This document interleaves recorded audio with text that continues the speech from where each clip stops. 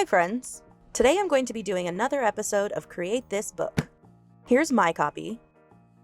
I never get tired of looking at this cover. Let's just jump into it. The first page I'm going to be doing says Create Nonsensical Creatures. I chose this page because I have a fair amount of art fear when it comes to drawing. I'm always so scared to start because I don't really know what I'm doing. But because these are nonsensical, it doesn't really matter if I mess up. No one will know the difference. I'm trying to really ease into this with some big blobby shapes. I'm not thinking too much about it and just sort of filling in the space. I'm adding some eyes, hands, and feet to each blob. I started to get a little crazy and add some accessories. This one gets a bow. This guy has horns. This one has a flower. Then I locked in those artistic choices with a black liner. Just by looking at these little guys, I could tell what colors I wanted them to be. This lady obviously has to be pink. I don't know why, she just does. She's red. This dude had to be yellow, probably because he looks like a peanut. After I colored each of them in, I used a colorless blender to make them a little more smooth looking. I even colored in the guy that came printed on the page. After all that was done, I thought the page looked a little empty. I wanted to add a background.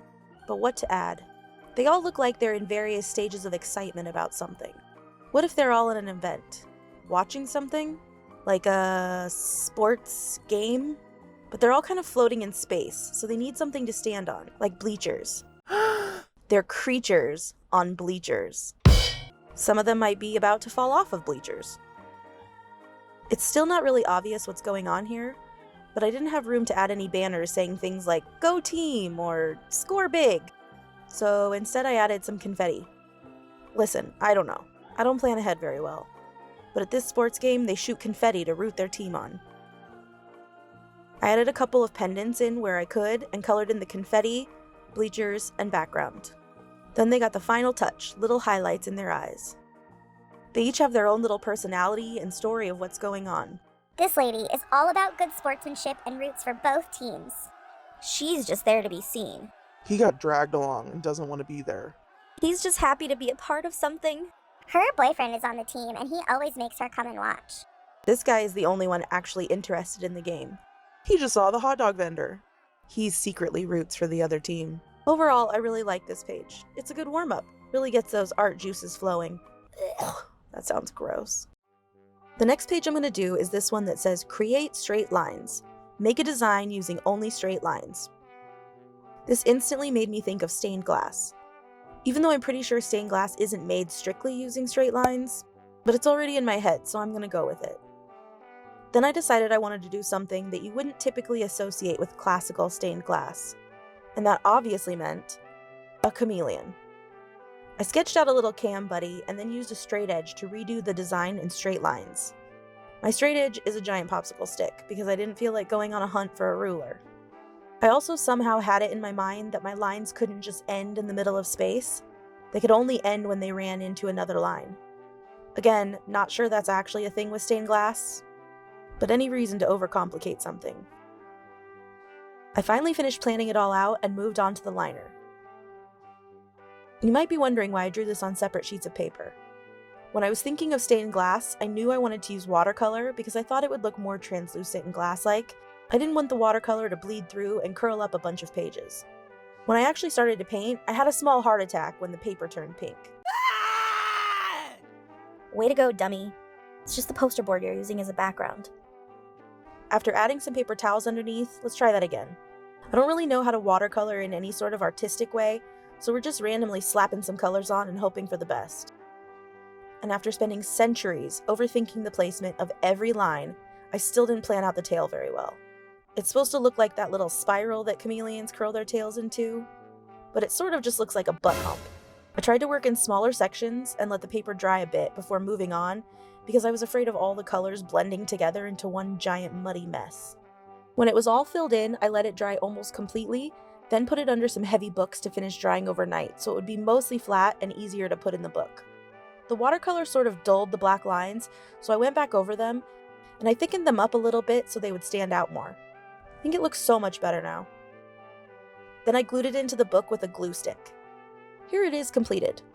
If I had to do this again, there are some things that I would change, mostly that butt hump, but overall it came out how I wanted it. Last, I'm gonna do this page, one that I've been fearing, dreading even. It says create a page for a pet. Why have I been dreading it, you ask? Because this is my pet. His name is Dexter, and he's the best, most adorable boy in the world, and I'm going to try to draw him. And drawing realistic things scares the heck out of me. I sketched this off camera because it was way too much pressure, and it also took me a long time to get it right. I decided to go slightly cartoony and outlined it with a black liner.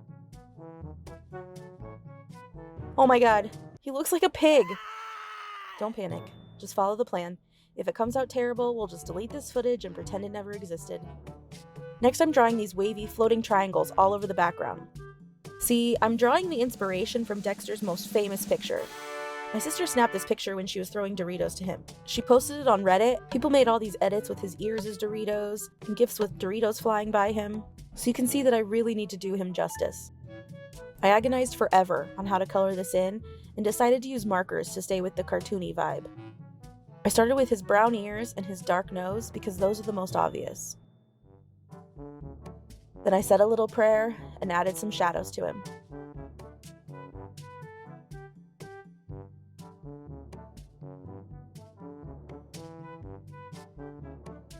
He still looked a little bit creepy until I colored in his eyes. I might have just stared at this for too long, but he actually looks like a dog. And he even bears a slight resemblance to the real guy. I colored in the Doritos and decided to add a blue background. And here's where the trouble starts. About halfway through the first page, my marker started to run out. I begged and pleaded with it to please just make it through, but it was determined to die.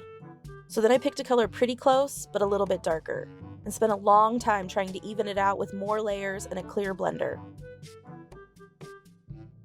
Finally, I got it mostly even and added some shadows on the Doritos that I immediately regretted.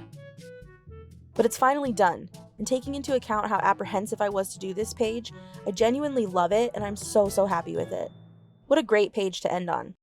I had a lot of fun with these pages. They all ended up completely different, and I didn't plan it, but I liked that I used a different medium on each page. That's all for this episode. Thanks so much for watching, and I'll see you all next time.